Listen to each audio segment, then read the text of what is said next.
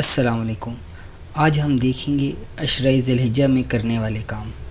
سب سے پہلے نماز، روزہ، قرآن مجید، ذکر و دعا، صدقات و خیرات، خدمت خلق، عید و قربانی، متفرقات۔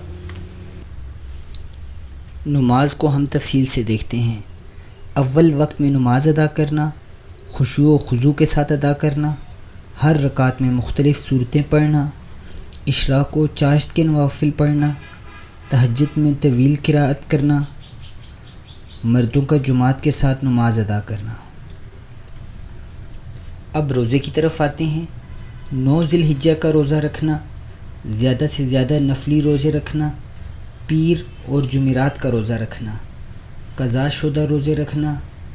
امید ہے عرفہ کا روزہ رکھنا گزشتہ سالوں کے گناہوں کا کفارہ بن جائے گا۔ صحیح مسلم۔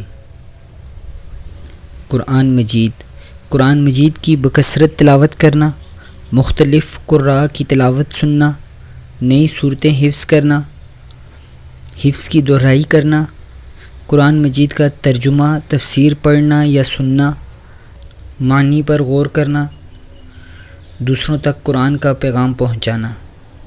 ذکر و دعا، تجلیل و تکبیر و تحمید کا اہتمام کرنا، صبح و شام کے اذکار کرنا، استغفار اور ذکر کی کثرت کرنا، درود شریف پڑھنا، مقبول دعائیں مانگنا، خصوصاً عرفہ کے دن، نئی دعائیں اور اذکار یاد کرنا۔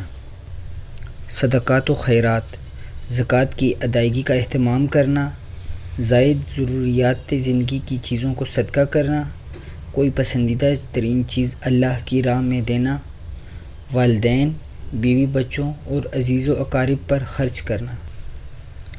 خدمت خلق، رشتہ داروں کے ساتھ صلہ رحمی کرنا، پڑوسیوں کی خبر گیری کرنا، ضرورت مندوں کی مدد کرنا، دین کی تعلیم و تبلیغ میں حصہ لینا، اجتماعی بھلائی کے کاموں میں رضاکارانہ خدمت انجام دینا۔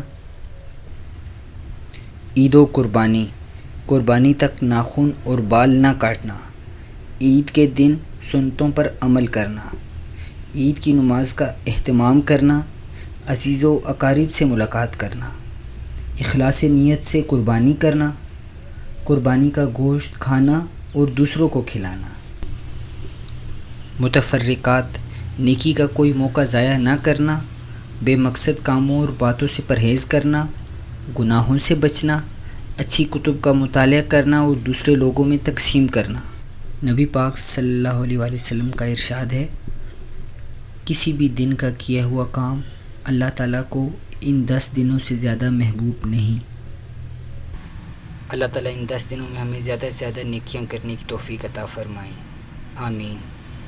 اگر آپ کو ویڈیو پسند آئے تو کائنڈلی چینل سبسکرائب کریں، لائک کریں، شیئر کریں اور آخر میں کومنٹس لازمی دیں۔